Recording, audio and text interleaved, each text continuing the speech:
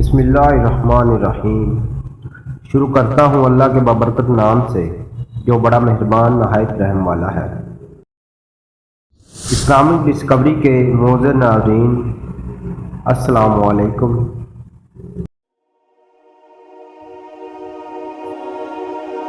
جب انسان نے پہلے اس زمین پر قدم رکھا تو اللہ تعالیٰ نے انسان کو دنیا میں بھیجنے سے پہلے انسان کے زندہ رہنے کے لیے تمام سامان پیدا کیا۔ ہوا، پانی، آگ اور مٹی یہ انسان کی بنیادی ضرورت تھی۔ اس کے بغیر تو انسان زندہ رہ ہی نہیں سکتا۔ انسان کے جسم میں قوت پیدا کرنے کے لیے کھانا بھی ضروری تھا۔ اس لیے اللہ تعالیٰ نے پھل پھول، میوے، پودے، ہرے بھرے درخت پیدا کیے، غرض کے ہر ایک چیز پیدا کی جو انسان کے زندہ رہنے کے لیے ضروری تھی۔ سب سے پہلے انسان حضرت آدم علیہ السلام تھے۔ انسان کی نسل حضرت آدم علیہ السلام سے چلی اور تمام انسان حضرت آدم علیہ السلام کی اولاد ہیں۔ اللہ تعالیٰ نے حضرت آدم علیہ السلام کو پیدا کرنے کا ارادہ ظاہر کیا اور فرشتوں سے کہا، میں زمین پر اپنا خلیفہ بنانے والا ہوں۔ اس پر فرشتوں نے اعتراض کیا اور کہا، کیا آپ زمین پر انسان کو پیدا کرنے والے ہیں؟ انسان تو زمین پر فساد برپا کرے گا اور خون بہائے گا۔ ہم تو تیری پاکی بیان کرتے ہیں اور تیرا شکر بجا لاتے ہیں۔ کیا ہم عبادت کے لیے کافی نہیں؟ اللہ تعالیٰ نے فرمایا، جو میں جانتا ہوں وہ تم نہیں جانتے۔ پھر اللہ نے فرشتوں کو حکم دیا، جاؤ مٹی لے کر آؤ۔ پھر اللہ نے خود اپنے ہاتھوں سے حضرت آدم علیہ السلام کا پتلا بنایا، پھر اسے سنوارا اور اسے مناسب شکل دی۔ اس کے جسم کا ہر حصہ خوبصورتی کے ساتھ بنایا اور پھر اس مٹی کے پتلے میں اپنی روح پھونکی۔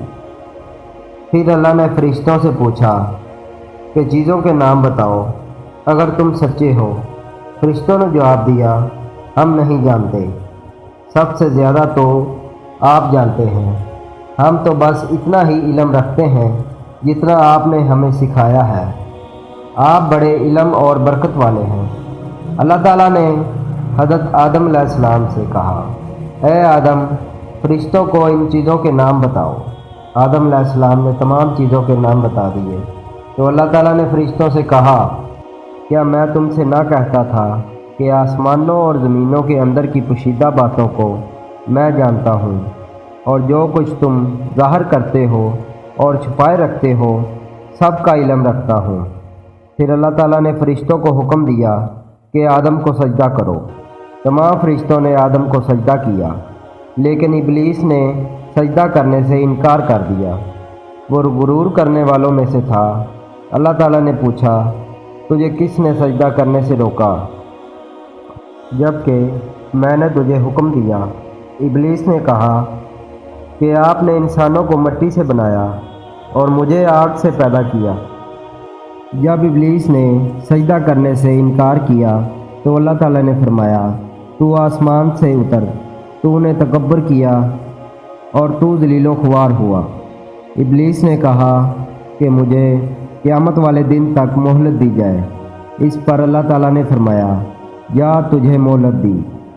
ابلیس نے کہا، میں تیرے بندوں کو گمراہ کروں گا اور ہر طرف گھیرے میں رکھوں گا، وہ تیرا شکر بھی نہیں کریں گے۔ اللہ تعالیٰ نے حضرت آدم علیہ السلام کو حکم دیا کہ اے آدم، تم اور تمہاری بیوی بہشت میں رہو اور جو کچھ کھانا ہے فراغت سے کھاؤ، اور ایک خاص درخت کی طرف اشارہ کرتے ہوئے کہا کہ اس درخت کی طرف نہ جانا ورنہ تم ظالم قرار دیے جاؤ گے۔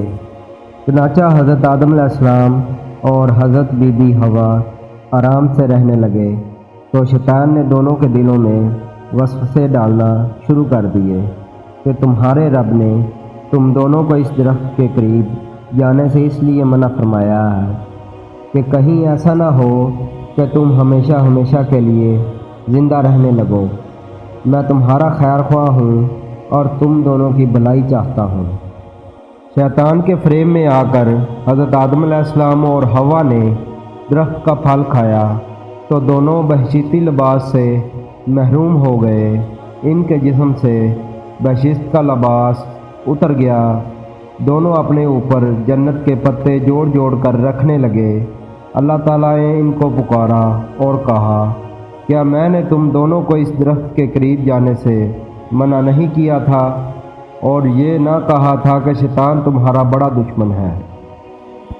حضرت آدم علیہ السلام اور حوا دونوں سے غلطی ہوئی۔ انہوں نے اللہ تعالیٰ کا حکم نہیں مانا۔ اس غلطی پر دونوں کو ندامت ہوئی۔ آدم نے اللہ تعالیٰ سے معافی طلب کی اور دعا کی، اے میرے رب، ہم نے اپنے نفس پر بڑا ظلم کیا۔ اگر آپ ہم پر رحم نہ کریں اور ہماری مغفرت نہ کریں تو ہم نقصان اٹھانے والوں میں سے ہوں گے۔ آدم اور حوا کو زمین پر اتارا گیا اور کہا کہ تم ایک دوسرے کے بڑے دشمن رہو گے اور ایک خاص وقت تک تمہیں زمین پر رہنا ہے۔ جو میری نصیحت سے منہ موڑے گا اس کے لیے دنیا میں زندگی تنگ ہوگی اور قیامت والے دن اس کو اندھا اٹھائیں گے۔ جب حضرت آدم علیہ السلام آسمان سے زمین پر اتر آئے تو وہ فرشتوں کی پاکیزہ باتیں سننے سے محروم ہو گئے تھے، اس لیے دل اداس رہنے لگا۔ آپ نے اللہ تعالیٰ سے دعا کی اور عرض کی کہ اے اللہ، میں تو فرشتوں کی پاکیزہ باتوں سے محروم ہو گیا ہوں۔ اس پر اللہ تعالیٰ نے فرمایا کہ آپ مکہ معظمہ جائیں، وہاں میرا گھر تعمیر کریں، اس کا طواف کریں اور نماز پڑھیں۔ چنانچہ آپ علیہ السلام جبرائیل امین کے ساتھ مکہ معظمہ گئے، وہاں کعبہ تعمیر کیا اور کعبے کی بنیاد رکھی، نماز پڑھی اور طواف کیا۔